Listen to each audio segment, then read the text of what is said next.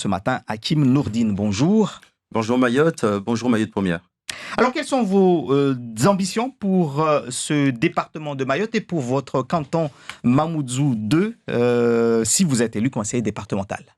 Alors, avant tout, je me dois de me présenter auprès de la population de ce canton et aussi de Mayotte, parce que être conseiller départemental ici, c'est des enjeux qui nous ramènent sur un projet global d'envergure qui touche tout le territoire, mais aussi la région. Je suis un enfant de Mayotte, né d'une famille de 4 générations d'agriculteurs. Mon grand-père était un des premiers maires de la ville de Chiconi, le feu Ali Alidi. D'ailleurs, le collège de Chiconi porte son nom. Je suis aussi celui qui est né dans un camp militaire. Mon père est un retraité gendarme aujourd'hui. Il fut partie des premiers peloton mobiles de gendarmerie de Mayotte. Donc, je suis né dans un camp militaire. J'ai grandi dans cette discipline du travail, de la transmission des valeurs et aussi cette discipline de l'homme qui doit quelque chose à la nation. Ensuite, je suis cet entrepreneur qui est arrivé sur le marché de l'emploi à Mayotte à la fin des années 90. À l'époque, nous avions, je dirais, les glorieuses de l'économie locale, parce qu'à l'époque, on est arrivé, tout devait se construire. Donc, j'ai pris des responsabilités dans l'industrie de l'automobile. J'ai contribué fortement au développement de la filière transport à Mayotte, le transport de personnes par bus. J'ai aussi contribué à l'installation d'un constructeur automobile étranger. Voilà ce pourquoi aujourd'hui, je suis cet homme qui doit demain être un des leaders de ce territoire au sein de l'exécutif du département. Pourquoi?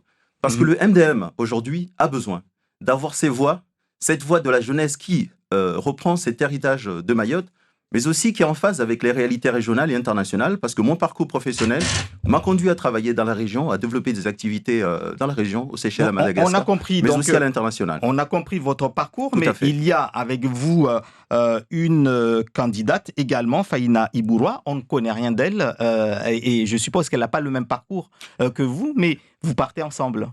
On part ensemble parce que le regard que je porte aujourd'hui à l'exécutif, aux politiques publiques que nous devons mener demain pour sortir Mayotte de ce marasme économique et social ne peut pas se construire seul sans un regard social. Et Faïna Ibouroua est cette personne issue du social qui apporte ce regard alerté, ambitieux et qui intègre un peu la ressource qui ne peut que être intégrée à nos politiques publiques, cette forte jeunesse de Mayotte et surtout de notre canton, parce qu'il ne faut pas oublier. Rien que ce matin, vous avez entendu l'actualité qui parle fortement des problèmes qu'on a sur Doujani, avec cette jeunesse qui barre les routes. Donc, Faïna Ibouroua habite sur Doujani, elle est dans le social. On a besoin de ce regard pour développer les politiques publiques de demain. Alors, les élus de Mayotte qui se sont succédés ces 10 dernières années depuis la départementalisation n'auraient pas donc que partiellement répondu aux attentes des Mahorais? Tout à fait, et j'assume tout à fait mon projet. Pourquoi? Parce que je ne peux pas comprendre aujourd'hui, à l'heure où on parle de transition culturelle, de transition énergétique écologique, que Mayotte porte des projets qui ne sont pas structurés, parce que chaque matin, on entend ci et là, aujourd'hui des projets de train bleu, demain des projets je ne sais qui vont où, alors que Mayotte a des fortes attentes à ces périodes de crise sociale, crise économique, mais aussi une jeunesse très forte qui a besoin aujourd'hui d'exister et de se faire entendre.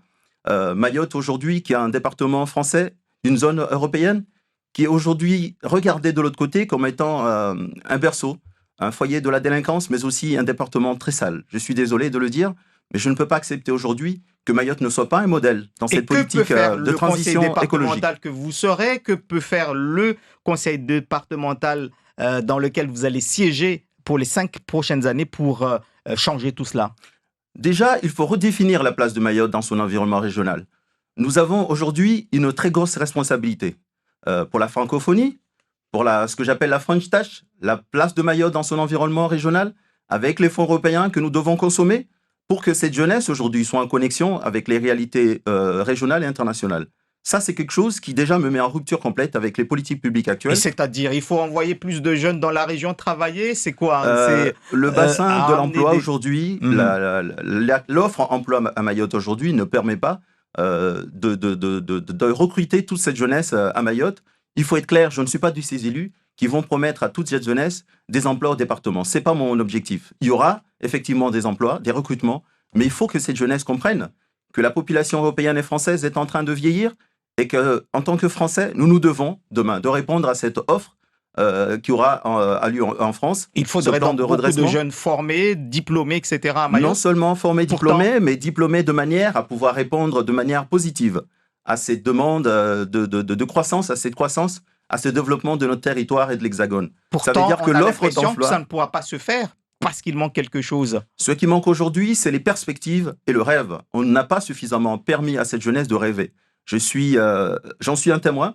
J'ai traversé un long parcours où je me suis retrouvé tout seul, à devoir combattre, à devoir lier des accords, développer des partenariats seuls au sein de l'Union européenne sans avoir été accompagné justement par ces politiques publiques.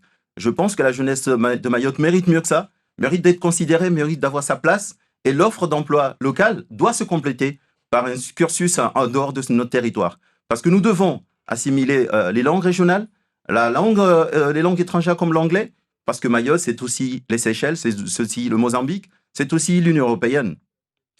Quel sera, comment est-ce que vous allez vous engager en tant qu'élu au conseil départemental?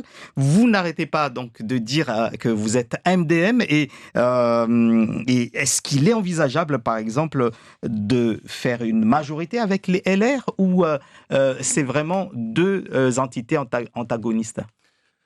Le MDM est un parti centriste. Alors, en tant que centriste, vous l'avez vu, ces dernières élections municipales nous ont conduit à faire une alliance avec le LR. Nous sommes ouverts à toutes alliances, tant que cela porte au développement du territoire et à améliorer le progrès social de notre population. Donc si c'est en cela que tend le LR, pourquoi pas ne pas composer avec eux, mais nous sommes d'abord un parti du centre et nous sommes là pour nous battre pour Mayotte. Demain, il faudra regarder autour de nous quel choix auront adopté les électeurs pour pouvoir dessiner cette majorité. Alors, les élus du conseil départemental reprochaient souvent le partenariat État comme n'étant pas équilibré, qu'il y avait toujours l'État au-dessus ou qu'il y avait toujours des difficultés relationnelles parce que chacun ne composait pas comme il devait le faire. Qu'en pensez-vous et qu'est-ce que vous pourrez changer par rapport à ça? C'est à cela que ma motivation est surtout accentuée. Aujourd'hui, je pense qu'il faut des personnes qui osent, des personnes qui soient indépendantes justement de ce contexte-là.